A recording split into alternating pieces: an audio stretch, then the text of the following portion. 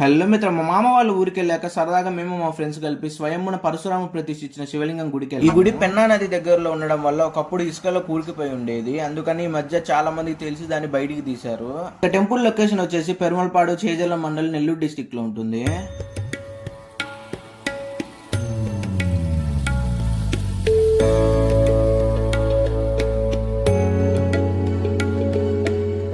ఇప్పుడు ఏదైతే శివలింగం కనిపిస్తుందో అది స్వయంమున పరశురామ ప్రతిష్ఠించాడు.